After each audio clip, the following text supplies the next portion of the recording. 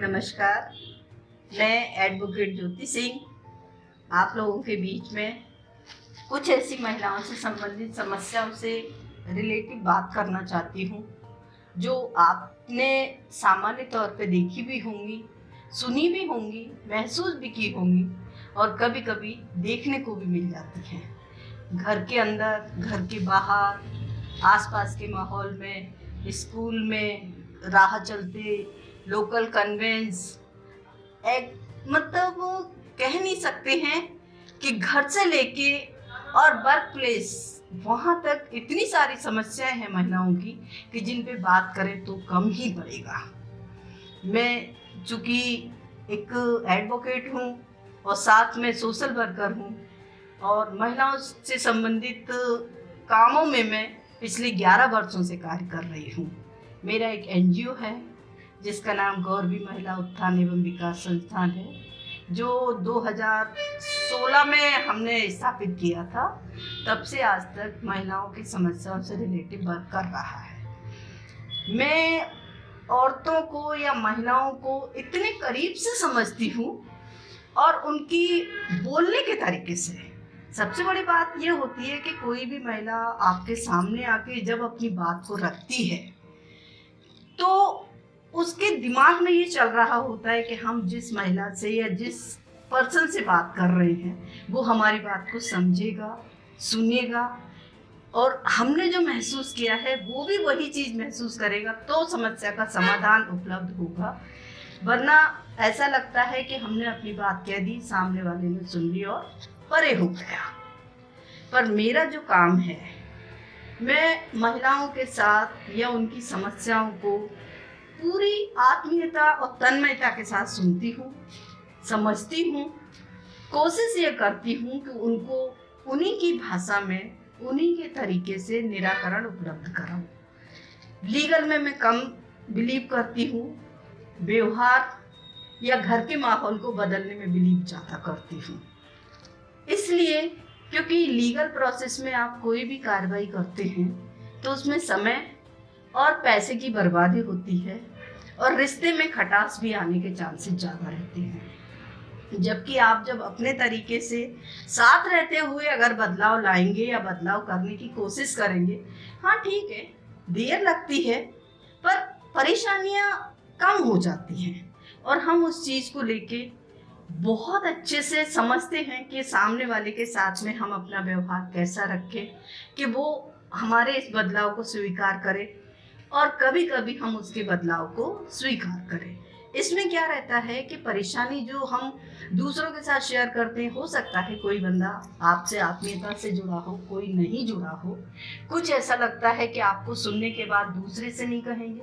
कुछ ऐसे बंदे हैं जो आपकी समस्या, जो आपके लिए बहुत बड़ी समस्या है, उसके लिए वो सिर्फ लेस मात्र ही हो या बहुत छोटी सी बात हो या सिर्फ मजाक का पॉइंट हो। मैं इस चीज़ में हमेशा ध्यान रखती हूँ कि जो बंदी या जो महिला या जो भी पर्सन मुझसे अपनी अंतरंग बातें शेयर करते हैं उनको हम अपने तक ही सीमित रखते हैं, शेयर नहीं करते किसी के साथ में।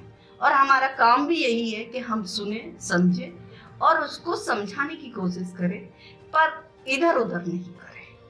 ठीक है। इसके अलावा समस्या, अब मैं चूंकि घरेलू हिंसा पे काम करती हूँ तो घरेलू हिंसा तो महिला कब से महसूस करती है या कब तक महसूस करती है ये हम नहीं बता सकते।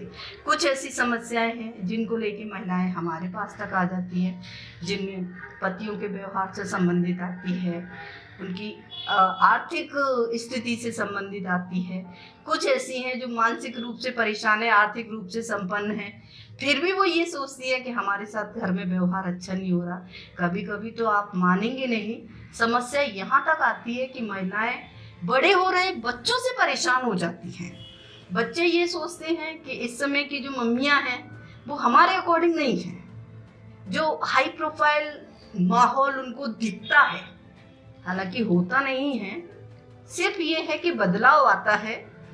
हमारे टाइम में या हमारी उम्र की महिलाएं हैं वो अपने उस उम्र को या 17 से या 15 से या 16 साल की उम्र में जो उन्होंने माहौल देखा था, आज के जो बच्चे हैं वो इस माहौल को नहीं जानते। हम लोगों ने जो अपने घर का माहौल देखा था, वो ये बच्चे इस समय नहीं, क्योंकि हम लोग ज्वाइंट फैमिली में रहे हैं, अधिकतर बच्चे इस समय एकल फैमिली में रहते हैं। उनको रिश्ते की अहमियत उतनी है कि मम्मी पापा हैं, पास पड़ोस वाले अंकल आंटी हैं। हाँ, रियल अंकल आंटी दूर हैं, तीज त्योहार छठे चौमासे मिलते हैं, पर रिश्ते में वो वाला अपनापन नहीं रहता है जो घर में बुआ, चाचा, ताऊ, दादी, नानी का माहौल रहता है। दादी का माहौल ये रह गया है अब बच्चों के हिसाब से। उन्होंने कहा हाँ पापा की मम्मी हैं, जाके मिल के आ जाते हैं, पापा जाते हैं, पापा मिल के आ जाएं, हमारे लिए वो नाम मात्र की है। या कुछ जगह मान लो उनको महत्व भी दे दिया जाता है, तो नानी से बदलाव चाहते हैं, और नानी को महत्व दे दिया तो दादी में बदलाव चाहते हैं। दोनों जगह सिमिलर नहीं समझते हैं। अब यहाँ पे बच्चों को जो माहौल घर से मिलता है, मान लो उनको ये कह दिया कि भाई ननिहाल पक्ष आपका सक्षम है तो आप उस पर ज़्यादा ध्यान दीजिए, तो बच्चे फिर मामा, मामी, मौसियाँ और नानी, नाना जी से रिलेटिव रह जाते हैं। और अगर मान लो दादी पक्ष अच्छा है तो वो फिर इधर वाले जो छोटे मोटे रिश्ते आजकल जो रह गए हैं, जिनमें दादा दादी हैं, ताऊ जी अगर हैं घर में तो ताऊ जी हैं, बड़े पापा, खासकर कुछ घरों में बड़े पापा वाली वैल्यू रहती है, बड़े पापा, बड़ी मम्मी, या चाचा चाची अंकल आंटी में कन्वर्ट हो गए। चाचा चाची बोलने में जो अपनापन झलकता है वो अंकल आंटी में नहीं लगता। अंकल आंटी में थोड़ा सा ऐसा लगता है कि वो हमसे थोड़े दूर हो गए हैं। पर इतना है कि रिश्ते हम बताते हैं बच्चों को और बच्चे वही फॉलो करते हैं। अब ये तो हो गया रिश्ता, अब आया मोबाइल। भाई साहब, मोबाइल ने तो सबकी जिंदगी हराम कर रखी है। चाहे आप पति पत्नी का रिश्ता समझ लो, चाहे पढ़ने वाले बच्चों का रिश्ता समझ लो, या कुलीग का रिश्ता समझ लो, ऑफिस हेड का रिश्ता समझ लो, और इसके साथ साथ आप कहीं जाते आते हैं तो लोकल कन्वेंस में समझ लो। मोबाइल आपको हर तरीके से इफेक्टिव करता है। वो इसलिए कि भाई एंड्रॉयड मोबाइल, महंगी से महंगी कंपनियां, महंगे से महंगे ऐप्स, महंगी से महंगी एसेसरीज यूज कीजिए। घर वाले कभी कभी कुछ चीज़ों में नहीं अफोर्ड कर पाते हैं मोबाइल, तो भाई बच्चे घर में वो हंगामा करते हैं, सुसाइड कर लेंगे या कोई दूसरे ऐसे अटेम्प्ट करेंगे जिससे फैमिली को परेशानी होती है। मोबाइल में, चलिए ये तो मैंने बच्चों का टॉपिक लिया, बड़े लोगों का बताते हैं। इस समय हर एज में मोबाइल आपको इफेक्ट करता है। मोबाइल का असर ये हो गया है कि अगर आपने मोबाइल ले लिया, चलाना शुरू किया, जिसमें फेसबुक, इंस्टाग्राम, व्हाट्सएप और यूट्यूब, पता नहीं बहुत सारी चीज़ें हैं। मेरे पास भी है मोबाइल, एंड्रॉयड मोबाइल है, पर मैं यूज उतना ही करती हूँ जितनी मुझे ज़रूरत होती है। बाकी मैं ज़्यादा यूज़ नहीं करती उसका। हाँ, बच्चों को भी हमने कह रखा है कि उतना ही यूज़ करो जिससे इसका साइड इफ़ेक्ट नहीं आए, इफ़ेक्टिव रहे, चलेगा। तो मोबाइल का ये हाल है कि अगर फेसबुक पे कोई फेसबुक हो गया, यू मीन किसी से आपकी फ्रेंडशिप हो गई, तो उसमें बहुत सारी परेशानी आ जाती हैं। जेंट्स का ये है कि अगर कोई क्यूट फेसबुक में क्यूट फेस तलाशते हैं, और अगर वो किसी कारण से फ्रेंडशिप में आ गए तो आप पूरे टाइम उसी में लगे रहते हैं, वही आपका एक औचित्य बना रहता है।